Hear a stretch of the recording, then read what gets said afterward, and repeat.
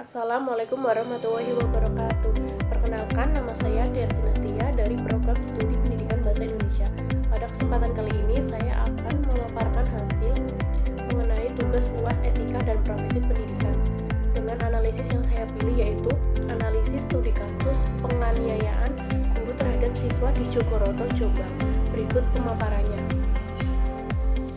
Yang pertama adalah latar belakang. Kekerasan seringkali terjadi di dalam kehidupan sehari-hari, baik itu terjadi di dalam lingkungan masyarakat, keluarga maupun di dalam lingkungan sekolah sebagai tempat untuk proses mendidik dan dididik.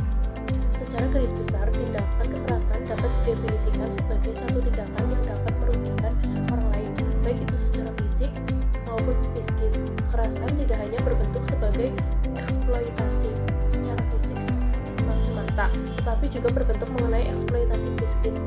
Dan justru kekerasan berbentuk psikislah yang perlu diwaspadai karena akan menimbulkan efek traumatis yang relatif cukup lama bagi seorang korban tersebut. Selanjutnya ada uraian kasusnya, fenomena kasus penganiayaan oleh guru terhadap siswanya di daerah Jogoroto, Kabupaten Jombang. Hal ini terjadi berawal dari siswa yang berinisial NDS tidak menuruti perintah serta peringatan dari sang guru yang berinisial JK yang merupakan guru mata pelajaran drama di sekolah tersebut. Hal ini lantas membuat sang guru tersebut menjadi marah, akhirnya melampiaskan amarahnya dengan cara melakukan penganiayaan terhadap sang anak didik tersebut dengan memberi buta sehingga membuat sang anak didik menjadi babak belur dan terluka. Selanjutnya ada kewenangan guru. Guru memang memiliki kewenangan untuk mendisiplinkan peserta didik, tetapi kewenangan tersebut memiliki batas.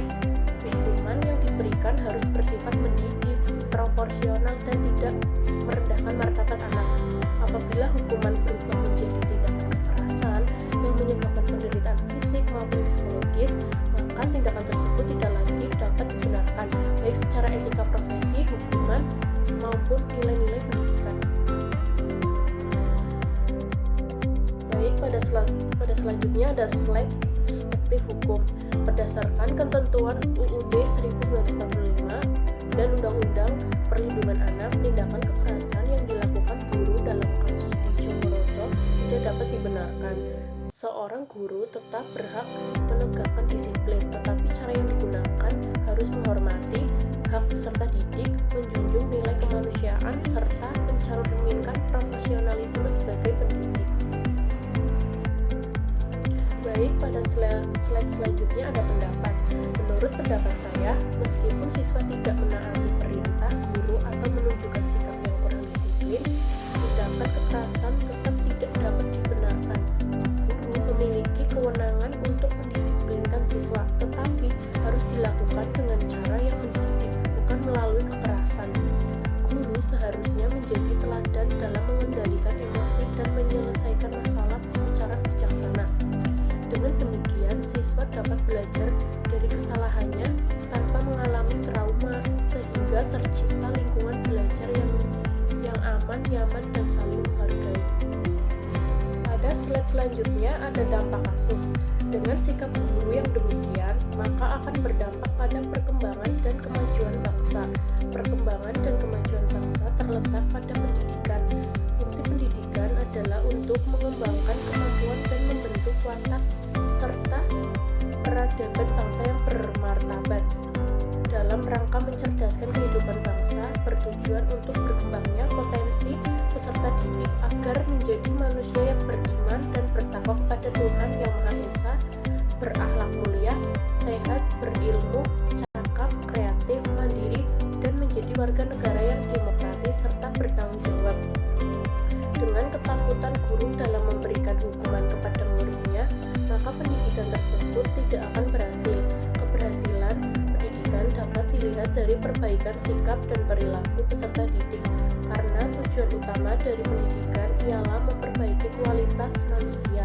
Maka pendidikan yang berhasil ialah pendidikan yang menghasilkan manusia yang berpengetahuan dan berakhlak mulia. Selanjutnya ada slide solusi. Penyelesaian masalah sebaiknya dilakukan melalui komunikasi, pembinaan, dan pemberian sanksi yang mendidik, bukan dengan kekerasan. Dengan demikian disiplin tetap dapat ditegakkan tanpa melanggar hak peserta didik.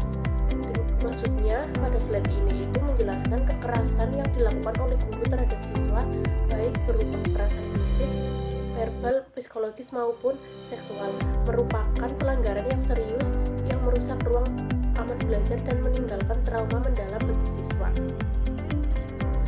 Yang terakhir ada kesimpulan. Guru dan siswa sama-sama memiliki tanggung jawab dalam menciptakan proses pembelajaran yang kondusif. Guru harus bersikap profesional dalam mendisiplinkan siswa, sedangkan siswa harus menghormati aturan dan arahan yang diberikan guru. Cukup sekian pemaparan yang bisa saya sampaikan, kurang lebihnya mohon maaf. Terima kasih. Wassalamualaikum warahmatullahi wabarakatuh.